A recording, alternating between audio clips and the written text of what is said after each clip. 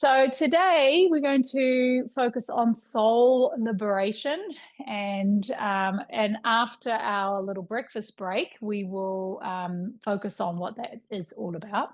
So the first part of this session is yoga, and which is all about soul liberation as well. And so make sure that you just work at your own pace because we're all at different levels and we all know what's going on with our own bodies. So we know that. Some of these practices we're going to be including some breath, we're going to be including some toning, some sound as well. We're going to be focusing a bit on energy, on the chakras, on the energy centers, and of course different postures as well. So one thing that I would preface before we start the whole day is to just be really open and receive. I'd be drawing on many different lineages, my yogic lineage, which these two are part of as well as my shamanic training and soul training, as well as my mindset training. So there'll be lots of different elements that will be coming into this day today. So all I ask is just take what resonates, and even if it doesn't resonate now, let it kind of ripple and see what happens. And I'll also be seeing whatever comes through. So I have a structure of how the day is going to go, but the content is always fluid because this is really about you, more like a channeling because you just get out of the way, right? And you guys would know that. The classes that are like magic and the workshops that are like magic are the ones that you don't try to control it, where you just show up as a conduit. And so what I say with that as well is that whatever the outcome is, it's got nothing to do with me. So if you didn't like it, it's you, because I was responding to your energy. Yeah. But the upside of that is that it does sometimes some things can be triggering and confronting. And so let that actually resonate with you as well, because maybe that is for you. Maybe that was the bit that came in for you to trigger you or to ripple you. So let today just kind of unfold in that way. And we will just start by closing the eyes. And just make yourself comfortable, close your eyes and take a few breaths. And we'll set a little bit of focus here.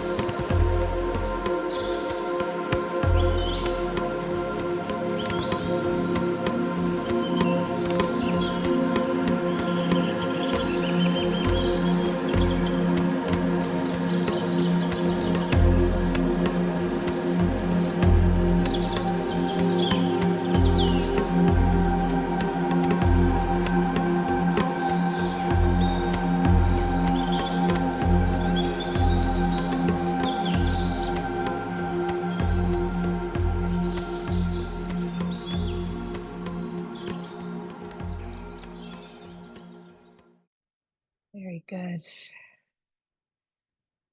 All right, come back to lying down on the mat, and you're lying in Shavasana for a moment.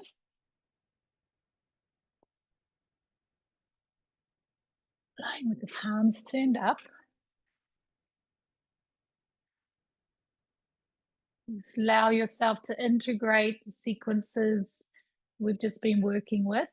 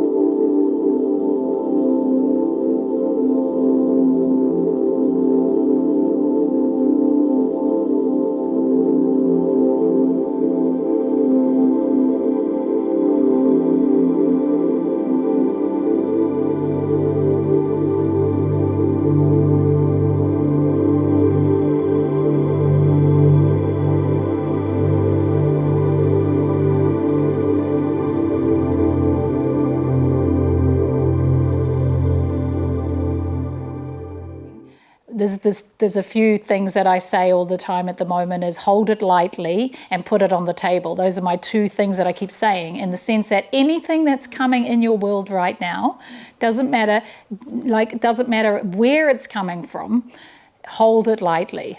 Hold it lightly as truth or not, it just hold it lightly. And everything that's coming at the moment, because we're in this world right now where there's massive shifts and we're in a new world and we've shifted completely now. And part of that means that any of the old beliefs are all of a sudden instantly no longer. And a lot of the old ways that we've done things, the way we've created the world that we've created, it's like that storybook, that playbook is finished. And so we're in this world now where new things are being presented to us, all these new ways of thinking, all these new ways of being, all these new ways of reflecting and beliefs and things. So the other thing I say is put it on the table. So in the sense that, don't throw it away, don't preference or aversion, okay, it's not like eureka, this is it. It's put it on the table. It's not it, but it's also not it, not it, So at the moment, even in this discussion that we're having, just feel that in yourself. Feel any moment that there's oh no, I don't think so. Oh no, that's not what I feel. It's just put it on the table. Everything we're discussing here, we're putting everything on the table. So each one of us, what we're sharing is on the table, right? And we're holding it lightly. So none of it is no, I think I'm right, or I think I'm right. No, I see it this way, I see it that way. It's let's all just see it as it is, right? And just hold it lightly, okay? So as you say, it's well, that's how I see it. Well, that's cool. That's on the table. That's awesome. I like what I'm going to put on the table is what you just said, is got nothing to hide, because when we talk about soul, right, and soul alignment, and what the words that we've all shared so far is things like your authentic self, your intrinsic self, all of those things. And so when we come from that place, when we strip off and we just the essence of who we are, we got nothing to hide, So it's a beautiful reflection of what is soul alignment.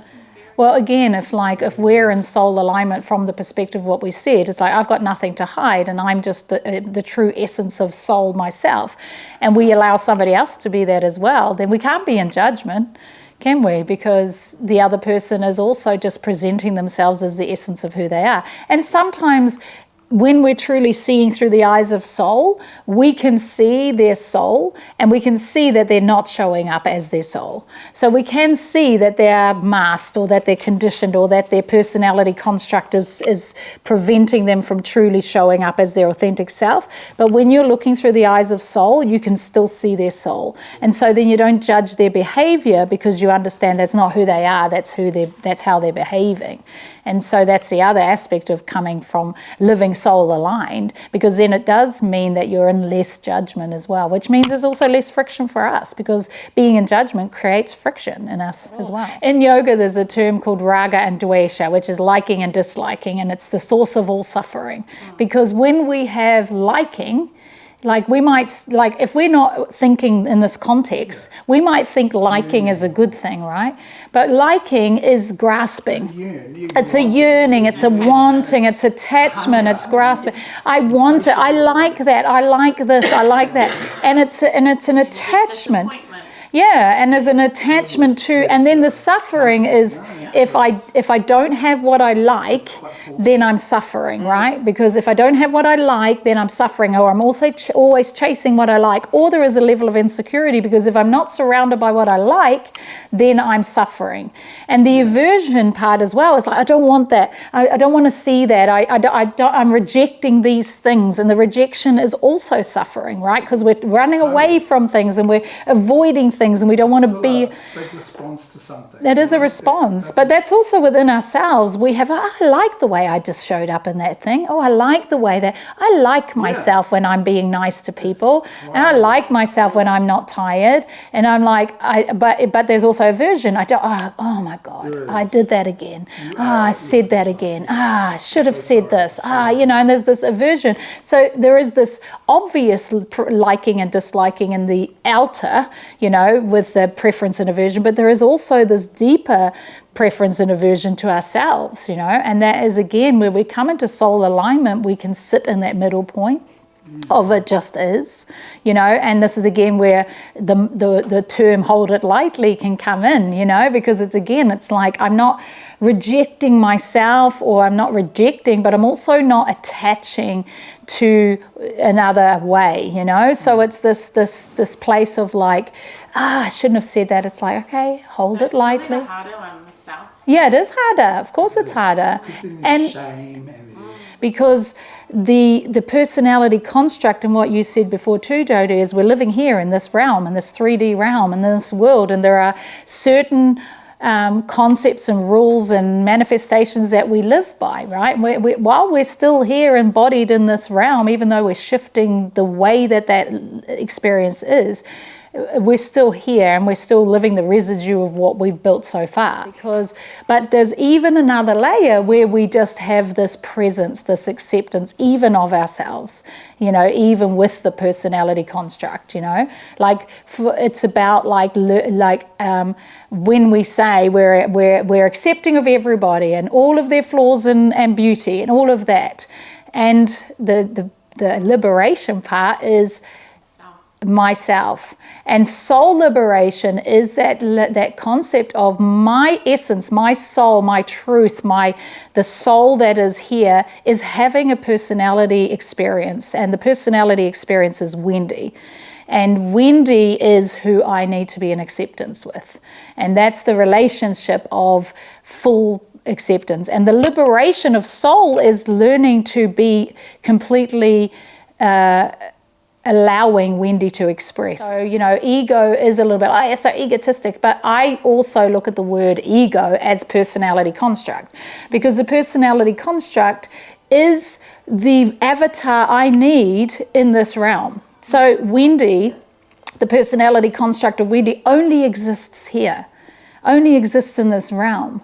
But the infinite self, who's having multi-dimensional reality experiences and many, many lives, they're not all called Wendy, and they don't all have this construct. So in this realm, in this experience, I get to be Wendy.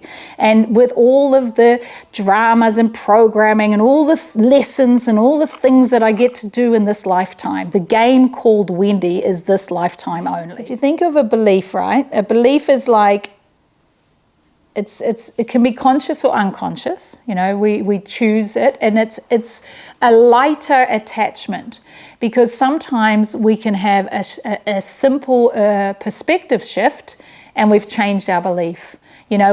We've changed the way we see something. We have a different view on it, right? Because we've had a perspective shift. So a belief is actually not as challenging to shift. We can shift our beliefs because we've got more evidence, right? Sometimes we're only basing it on the knowledge that we have available to us, and as we get a bit more knowledge, we go, oh no, I see it differently now, right? And that's just a shift. So we can have programs running around the finances bit that I was talking about. That what I shared just before is not just a belief, that was a program. that was programmed that I saw, because my belief told me something different. I thought I felt differently about that, but then it revealed itself as the program that's running subconsciously. And that's the part where we can pull that thread and go, like, say, when we're talking about, say, relationship, and go, oh yeah, but because, like, I understand that's a belief. We're using the belief to justify why this is the way it is, or to make sense of it. To have a perspective that makes us feel okay with the situation. However, there's a program that could potentially be in friction, in contrast to what your belief is. The program, I then looked for evidence to prove that program right. So obviously this environment requires a different programming. So I had to reprogram myself to fit into this environment. So when we're talking about beliefs and programming, we're talking at the moment from a personality construct, so the programming of the person. Because what we want to do is, soul liberation is about, we are trying to liberate the soul from the human so that we can play and work with the human. And we can't play and work with the human if we don't know the program. If we are it then, right? And then we just are the program, and we are the beliefs, and we think that this is just who I am, but it's not who you are. This is your program. This is the programming that you're running, right? So you're running a program. You're not this. This is not a innate you. This is a program of your personality construct. Is that you have a soul blueprint, and it will play out, and it may play out through, so if it's going to have these certain codes that are going to be part of your soul journey, they're going to play out. But if the personality construct has programs and beliefs that are going to cloud the true essence of soul, they will still play out, but it'll play out through a false lens. Okay, so like I said, hold it lightly and put it on the table. Let's just have this conversation. That you don't need to be on board and agree with what I'm saying, but let's just go like,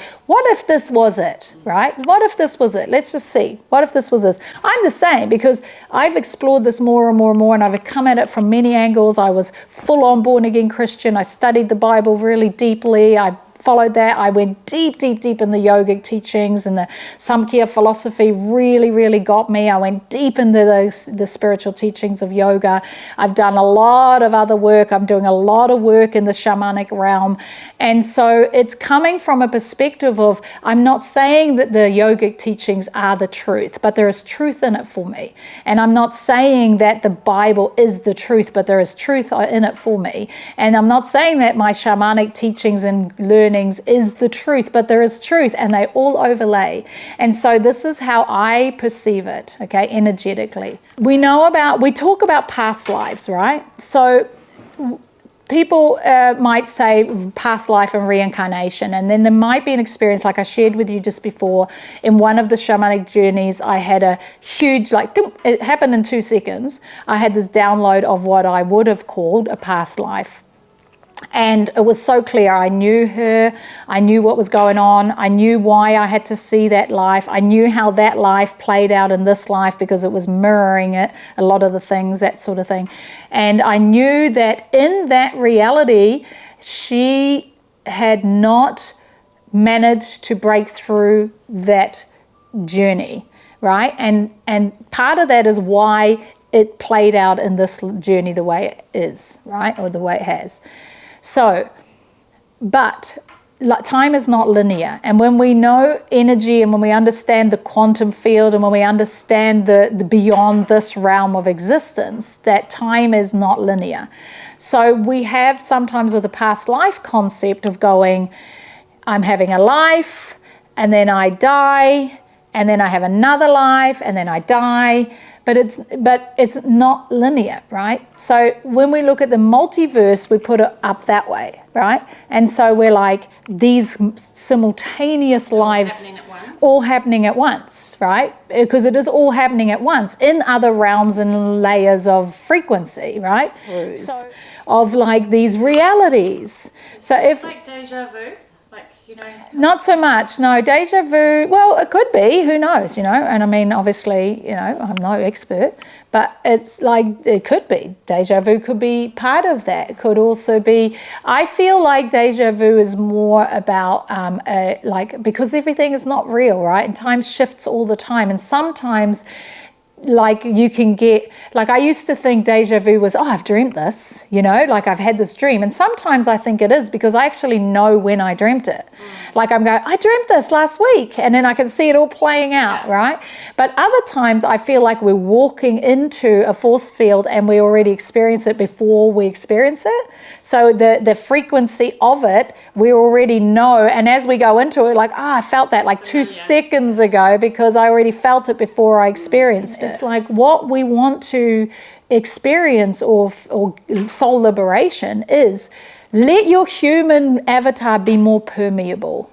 Because when we're so attached to this personality construct, this likes and dislikes, this programming, this belief system, because, you know, energy goes where we focus, right? So we bring things, we render things into reality by bringing our focus there. So when we are so attached to this personality construct and its personality and all this identity and what it likes, it doesn't like, we've rendered it more dense into this reality. Whereas if we even hold this personality construct lightly, our soul can come through and perceive on a more subtle level. So then we can feel into, like, navigate our way and go, oh, that doesn't feel good and that feels right and that doesn't, and then we see deja vu. It's like, I'm seeing it, I'm walking into it. Wow, you know, the magic of playing with life. When you see the fact that it's not deja vu, you're like, oh my God, I'm totally feeling myself walking through that force field of reality that I just created 2 minutes ago. So imagine this as an energy orb, right? An energetic orb. And that orb of energy has got nodes and coding, right? Those nodes are coding for the soul. So if you imagine this energetic orb radiating, and inside there's this hologram hovering. And that hologram is your human avatar. That's your personality construct. So your hologram hovering inside that is coded by this grid, right? Your soul blueprint.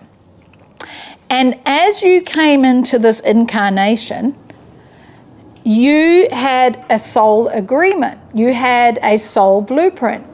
So part of this, how this is coded, is through when you were born, where you were born, what the coordinates were of the planets and the stars and the landmass you were born into, the coding of the people and the lineage you were born into. All of those things have got codes and frequency alignment in order for the contract or the playbook of that avatar, that soul, right?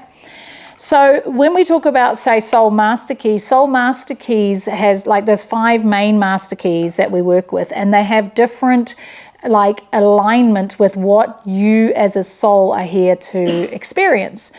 Yeah, that's your overarching one. So what that means is it will always play out in life. And what we said, it could play out positively or negatively, right? So if you imagine this node radiating down, and then that avatar receives it in as a pure channel, or through negative programming, there's that filter that may not receive it as a pure channel, and it might play out. It's still going to play out, might play out as a negative, like, I'm resisting enthusiasm, or I've got depression. You know, depression, if you're not able to express enthusiasm, and enthusiasm is your soul master key, then you are going to be further away from your soul, and you're not receiving what your soul essence is. Coding being, so it's a non-negotiable because it's soul coding, right? Like a beliefs is negotiable all the time. A program can be in the way of what our soul is saying is a non-negotiable. And so like what we were saying before, your soul is saying it's a 3 because there is something out of misalignment with your soul codes. So your soul code, one of your soul codes might be deep connection. Like connection is a soul code, right? And so is there a programming that's preventing that manifesting or playing out or being truly felt by your soul in that situation? And that's so sometimes, and what I think is powerful about this way of exploring is it doesn't mean your situation is wrong or needs a dramatic change. It just means that can you communicate from the soul to understand, like, can you look at your own programming? Like say for this thing with the finances and the houses, seeing that I had repulsion was all I needed to shift my perspective and now allow my soul to bring to me or to align me with what it is that I'm seeking. So they're neutral, but they're expressed through those limiting beliefs and programs. And that's when they can distort. But they will still play out. Like it's overarching, like enthusiasm and what all those things meant for enthusiasm will always be part of your coding, but how they play out relates to your programs and beliefs.